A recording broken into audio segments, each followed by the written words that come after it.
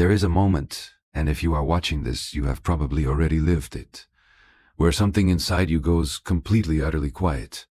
Not peaceful, not calm, just done.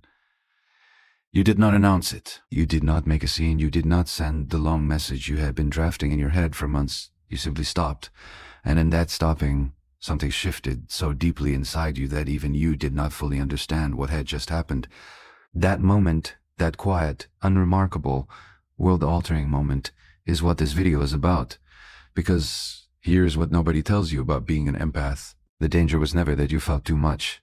The danger was that you gave so much of yourself away for so long, to so many people who never once asked how you were doing, that you began to disappear. Not all at once, slowly. The way a candle burns, giving light to everyone in the room, right up until it has nothing left and simply goes out. You were that candle, and for years you told yourself that was noble, that was your purpose, that your ability to feel other people's pain, to carry their burdens, to absorb their moods and anxieties and crises, as if they were your own, that this was a gift. And in many ways, it is, but a gift that is constantly extracted without consent, without appreciation, without reciprocation, is not generosity anymore. It is exploitation. And the most painful part, most of the time, you were the one holding the door open for it. Let that sit for a moment. You were not just a victim of the people who took from you. You were not just a fighter that stings, a willing participant in your own depletion. Not because you were weak, not because you were foolish, but because somewhere along the way, you learned that love looks like sacrifice, that being needed means being valued, that if you just gave a little more, tried a little harder, stayed a little longer, then finally, someone would see you, truly see you. They didn't. And the moment you accepted that truth, really accepted it, not just intellectually understood it, but felt it land in your chest with the full weight of its reality, was the moment your psychological awakening began.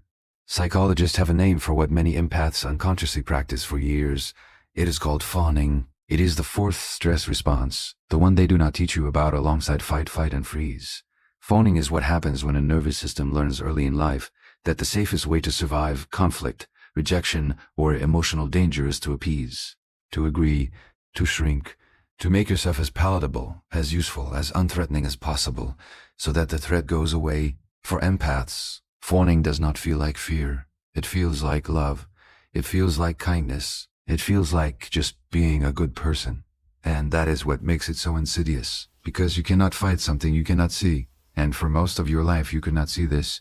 You thought you were choosing to be caring. In many cases you were, yes. But underneath the genuine warmth, there was a pattern running on autopilot, a survival strategy dressed up as a personality trait. And here is the thing about survival strategies that outlive their usefulness. They do not quietly retire. They escalate. What began as a child's way of keeping the peace in an unpredictable home becomes, in adulthood, a pattern of choosing emotionally unavailable partners, of attracting friendships that are really just one-directional emotional labor, of staying in workplaces, families, and relationships where your role is permanently the fixer, the listener, the one who holds everyone together while silently coming apart at the seams. You became, without ever signing up for it, the person everyone leaned on and no one ever thought to check on. Sound familiar? The exhaustion you feel is not ordinary tiredness. You could sleep for a week and still wake up depleted, because this kind of fatigue does not live in the body.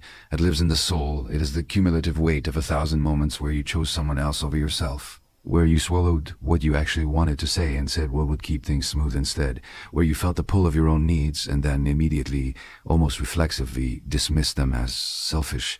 You told yourself you were being the bigger person. Sometimes you were. But sometimes, and you know this, you were just scared. Scared that if you showed your real needs, people would leave. Scared that if you stopped performing contentment, you would be abandoned. Scared that the version of you that needed things, that had limits, that could say no, that version was fundamentally less lovable than the version that gave everything without asking for anything in return. That fear did not come from nowhere. It was taught to you by people who perhaps did not know any better. By environments where your emotional needs were an inconvenience, by a world that rewards women especially for their nurturing and penalizes them for their boundaries. That fear was the foundation on which the overgiving was built. And understanding that does not excuse what was taken from you, but it does begin to explain why you let it happen for as long as you did. And now, something is different. Because you are here. You are watching this, which means some part of you already knows that the old way of living is no longer acceptable. Some part of you has already said enough, even if the rest of you is still terrified of what that means. That terrified, awakening part of you, that is exactly where transformation begins. Here is what nobody prepares you for when you finally decide to stop shrinking. The world does not applaud you, it pushes back. The moment you begin to change, the moment you start responding instead of reacting, pausing before you people, please saying no to things that drain you without writing a 3-paragraph apology explaining every reason why, the people around you do not throw a celebration. They get uncomfortable, they get confused. Some of them get angry, and what is most disorienting is that the people who react the worst are usually the ones you gave the most to. There is a psychological principle behind this that you need to understand, because understanding it will save you from interpreting their reaction as evidence that you are doing something wrong. It is called a systems theory concept in family and relationship psychology. The idea that every group of people, whether a family, a friendship circle, or a workplace, develops a kind of invisible equilibrium, an unspoken agreement about who plays what role, who is the responsible one, who is the emotional caretaker, who holds the tension when things get difficult, who holds the tension when things get difficult, who smooths things over when they fall apart. You were that person. You were the emotional infrastructure that everyone else built their comfort on top of. And you held that role so consistently for so long that it stopped being seen as a contribution. It became an expectation. It became the wallpaper, always there, never noticed, only remarked upon if it suddenly disappeared. And now you are changing the wallpaper. So when you stop absorbing everyone's emotional chaos without complaint, when you stop being available at midnight for crises that are always urgent but never reciprocated, when you stop bending your schedule, your boundaries, your sense of self around the needs of people who have never done the same for you, they feel it, not as your growth, as their loss. And people who are losing something they never had to earn tend to react with one of 3 things: guilt-tripping, confusion, or quiet withdrawal designed to make you feel like the problem. You are not the problem. But here is where it gets more complicated, and this is the part most empath-healing content conveniently leaves out. Not everyone in your life who reacts badly to your boundaries is a narcissist. Not everyone who struggles with your change is toxic. Some of them are just people who love the version of you that was always available, always accommodating, always there, and they genuinely do not know how to relate to this new version yet. Some of them are capable of adapting. Some of them will meet you in this new space if you give them the chance and the clarity. The real work of this awakening is learning to tell the difference, because one of the shadow sides of empathic overgiving is that it often comes packaged with a certain kind of black and white thinking. When it finally breaks down, you spent years giving everyone the benefit of the doubt, absorbing blame, minimizing your own experience. And when that dam finally breaks, the temptation swings hard in the other direction. Suddenly everyone who caused you pain becomes a villain. Every relationship gets viewed through the lens of what was taken from you. Every boundary becomes a wall instead of a door. That is not healing, that is just the wound wearing different clothing. Real healing, the kind that actually rewires how you move through the world, requires something much harder than cutting people off or deciding you are now untouchable. It requires discernment, the slow, uncomfortable, deeply human practice of looking at each relationship in your life and asking, honestly, is this person incapable of reciprocity, or have they simply never been shown what reciprocity looks like with me? Is this dynamic broken beyond repair, or has it just never been given the honest conversation it needed? Some answers will be devastating. Some relationships, when you finally look at them clearly, will reveal themselves to have been fundamentally one-sided from the beginning, built entirely on your willingness to overfunction and the other person's willingness to let you. Those relationships may not survive your awakening, and that grief is real. Do not rush past it. Do not dress it up as liberation before you have actually felt the loss, because sometimes the most painful part of growing is not the letting go. It is the moment you realize how long you were holding on to something that was never holding you back. But other relationships, friendships, family bonds, partnerships may simply have been operating on an outdated contract. One where you never actually told people what you needed because you were too afraid to need anything at all. And In those relationships, your awakening is not the end. It is actually the first honest beginning. This is where the psychological concept of differentiation becomes important. Differentiation in relational psychology is the ability to stay connected to people while also remaining connected to yourself. It is the capacity to be in a relationship without losing yourself inside it, to love someone without merging with their emotional state, to care about someone's pain without deciding it is your responsibility to fix it. Differentiation is the antidote to enmeshment, and enmeshment, the blurring of emotional boundaries where you cannot tell where you end and another person begins, is something almost every empath knows intimately, even if they have never had a name for it. You probably absorbed emotions from rooms before you could even consciously register what was happening. You learned to read micro-expressions, to sense tension before it was spoken, to calibrate your behavior to the emotional temperature of everyone around you. That is not just sensitivity. In many cases, that is a nervous system that was trained, often in childhood, to treat other people's emotional states as information critical to your own safety. You were not born people-pleasing, you were shaped into it, and what has been shaped can be reshaped. The question is not whether you are capable of change. You clearly are. The fact that something inside you has already said enough is proof of that. The question is whether you are willing to do the uncomfortable, non-linear, deeply unglamorous work of figuring out who you actually are when you are not defined by what you do for other people. Because here is the truth that sits at the center of this entire awakening.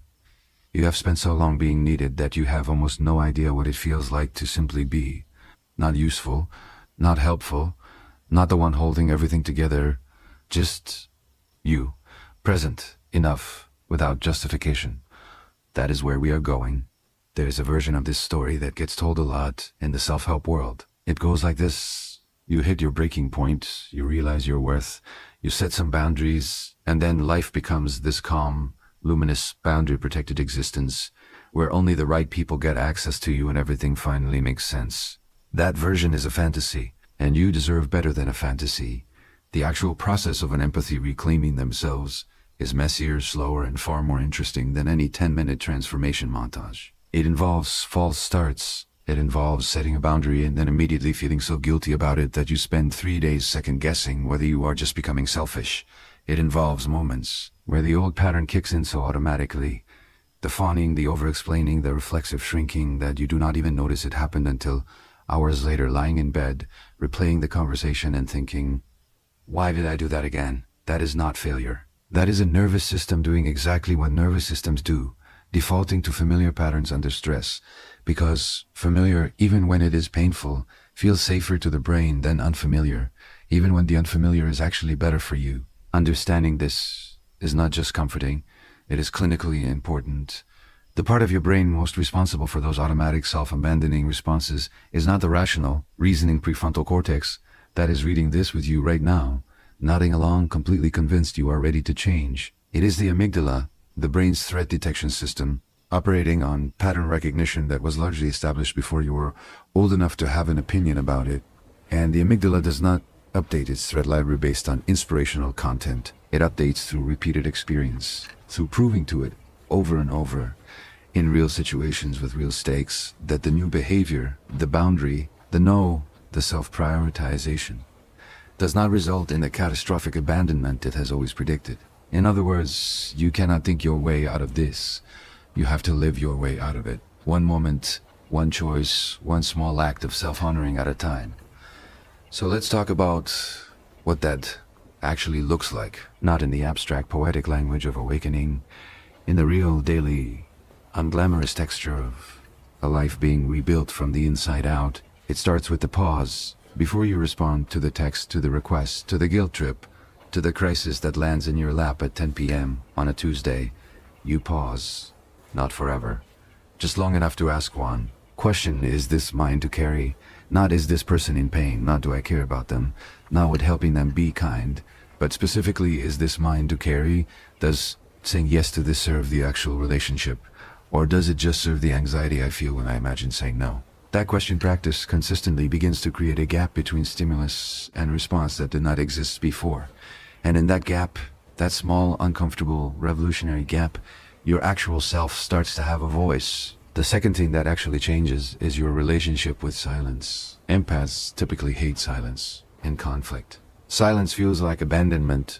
Silence feels like the relationship is dying. So you fill it with explanations, with reassurances, with apologies for things that were not your fault, with lengthy justifications for decisions that required no justification at all.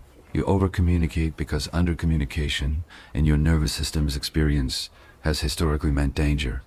But here's what you discover when you start letting silence exist without rushing to fill it. Other people's discomfort with your silence is not your emergency. When you stop explaining yourself to people who were never really listening anyway, you do not lose the relationship. You reveal it.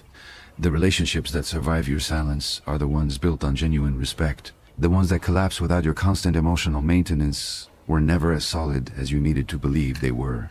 Silence, for the awakened empath, stops being absence. It becomes a form of self-possession.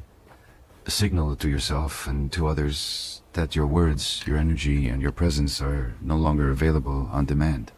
They are offered, chosen, given with intention rather than leaked through anxiety.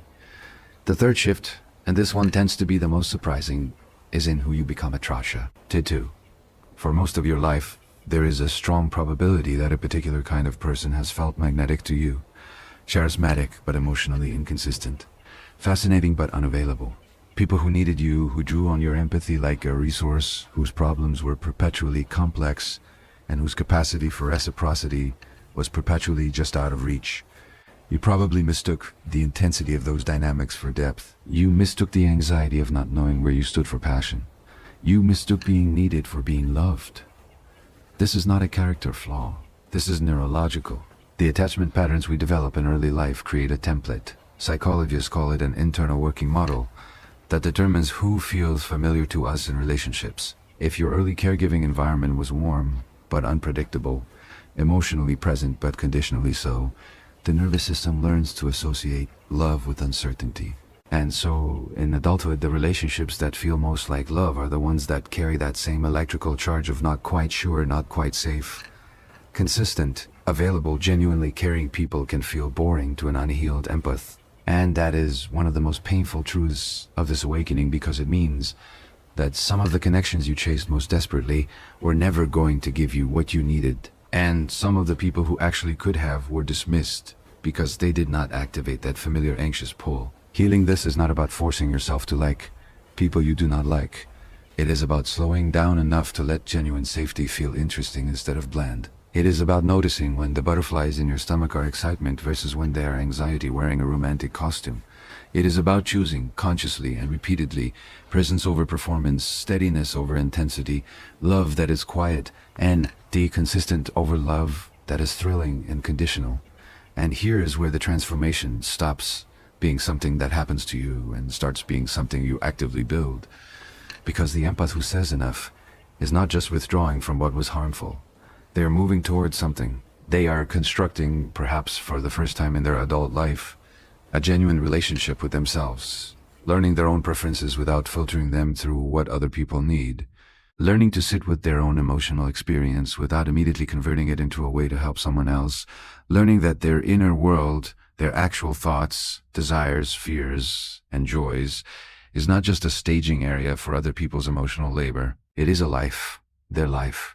That might sound obvious, it might even sound small, but for someone who has spent years, sometimes decades, living primarily in service of other people's emotional reality, turning toward your own interior world with genuine curiosity and care is nothing short of radical, and it changes everything.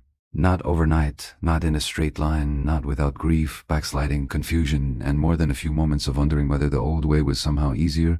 It was easier. That is true. Self-abandonment is, in the short term, the path of least resistance. It keeps the peace. It keeps people close, or at least nearby. It keeps the anxiety of potential rejection at bay.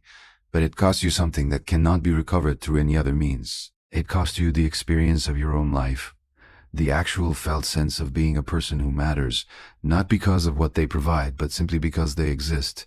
That is what is waiting on the other side of enough. Not a life without difficulty. Not relationships without conflict. Not a version of you that never struggles or doubts or feels the old pull toward overgiving, but a life that is genuinely unmistakably yours, lived from the inside out, grounded in something that cannot be taken from you because it was never dependent on anyone else's approval to begin with. Your own sense of self. It has been there the whole time, waiting underneath all the giving, all the fixing, all the performing. You were almost there, so here you are, not at the end of something, at the beginning of the only version of your life that was ever going to be sustainable, the version where you are actually in it, present, grounded, no longer managing everyone else's experience from behind the glass of your own unmet needs. And I want to be honest with you about what this beginning actually feels like, because the gap between what transformation is supposed to feel like and what it actually feels like in the body is where a lot of people quietly give up and decide they must be doing it wrong. It does not feel like freedom at first. It feels like loss. When you stop overgiving, the space that opens up is not immediately filled with peace and self-love and all the things the healing content promise you. It is filled, at first, with silence, with the strange, disorienting absence of the constant noise of other people's needs that you have been using, without realizing it, to avoid sitting with your own. When the external chaos quiets down, because you are no longer inviting it in, no longer making yourself available as its container, you are left alone with yourself, possibly for the first time in a very long time. And that is uncomfortable, not because there is something wrong with you, not because there is something wrong with you, but because you have been using busyness, helpfulness, and emotional caretaking as a sophisticated and socially acceptable form of avoidance. While you were busy saving everyone else, you did not have to look too closely at the parts of yourself that were still frightened, still unhealed, still carrying the original wound that made overgiving feel necessary in the first place. That wound, for most empaths, has a very specific shape. It is the shape of a child who learned that love was not unconditional, that affection had to be earned. So, that affection had to be earned. That being too much, too needy, too emotional, too demanding resulted in withdrawal, criticism, or the cold, devastating silence of emotional unavailability from the person they needed most, and so they became less. They made themselves easier to love by making themselves easier to manage. They tucked their needs away so neatly, so efficiently, that eventually they forgot where they put them. You are not too much, you never were.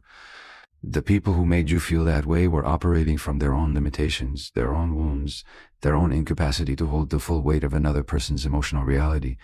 That is not an excuse for what it did to you, but it is the truth of what it was. And the truth matters here because you cannot fully release a story you are still misreading. The story was never that you were too much. The story was that you were in the wrong rooms. The story was that you were in the wrong rooms, with the wrong people, performing a version of yourself designed specifically to be palatable to people who are never going to be capable of loving the real one anyway. That ends now. Not with a declaration, not with a dramatic confrontation or a carefully worded message to everyone who ever diminished you. It ends quietly, internally, in the private decision to stop auditioning, to stop editing yourself down to a size that fits inside someone else's comfort zone, to stop waiting for the people who hurt you to finally understand what they did, because that understanding may never come and your healing cannot be held hostage to their awareness. This is perhaps the hardest truth of the entire awakening. The closure you have been waiting for, the apology, the acknowledgement, the moment where the person who took the most from you finally sees the full cost of what they did. That moment may never arrive, and if your sense of self is still tied to receiving it, then you are still giving them power over your timeline, over your peace, over your life. Real closure, the kind that actually frees you, is not something someone else gives you. It is something you construct, deliberately and sometimes painfully, from the decision to stop needing their version of events in order to trust your own. You know what happened. You know how it felt. You know how it felt. You know the thousand small moments of dismissal, the subtle erosions of your confidence, the ways your needs were minimized and your feelings were redirected until you started to believe that your inner experience was less valid, less important, less real than everyone else's. You do not need them to confirm that. You do not need a confession to make your experience legitimate. It was real, it happened, and you survived it. Now comes the part where surviving is not enough anymore, because there is a ceiling in survival mode that most people never talk about.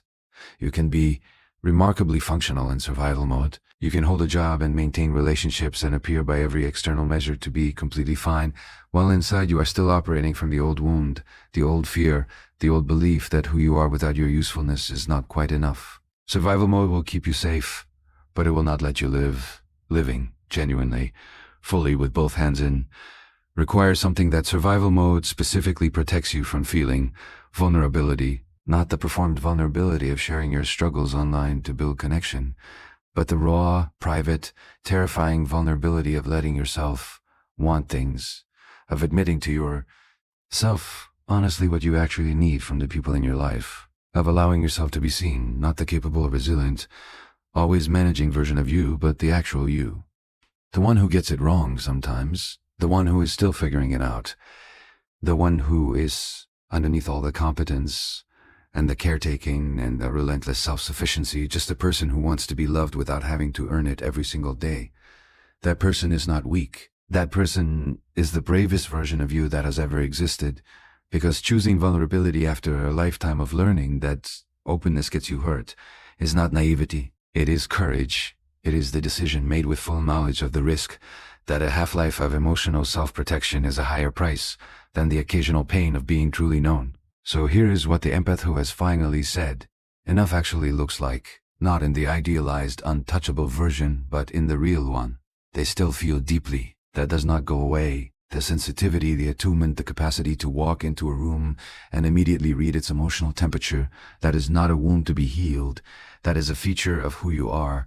What changes is that you stop treating it as an obligation. You stop letting your ability to feel other people's pain mean that you are automatically responsible for resolving it. You feel it, you acknowledge it, and then you make a conscious choice about what, if anything, to do with it. The feeling is no longer the trigger for automatic self-sacrifice. It is just information they still give, generously, warmly, genuinely, but it comes from fullness now, not from fear, from choice, not from compulsion. And because it comes from that place, it does not deplete them the way it used to. The giving that comes from genuine abundance feels completely different in the body than the giving that comes from that anxiety of what happens if you don't. One fills you as you offer it. The other hollows you out with every repetition. They still get it wrong sometimes. They still feel the old pull. They still have days where the fawning response kicks in before the conscious mind catches up, where they over-explain or over-apologize or find themselves halfway through fixing someone else's problem before they even registered agreeing to help. And on those days, they do not spiral into self-recrimination. They notice, they adjust, they extend to themselves the same grace they spend years extending to everyone else. Because that is the final turn, the one that makes all the others possible. You have to become for yourself the person you always needed someone else to be. The one who stays when things get hard. The one who does not make you earn your place. The one who looks at the full complicated truth of who you are, the sensitivity and the strength, the wounds and the wisdom, the places you are still growing and the places you have already come so far, and does not flinch, does not qualify, does not say, I love you, but just, I see you. I am not going anywhere. You are enough exactly as you are, right now in this moment, without changing a single thing.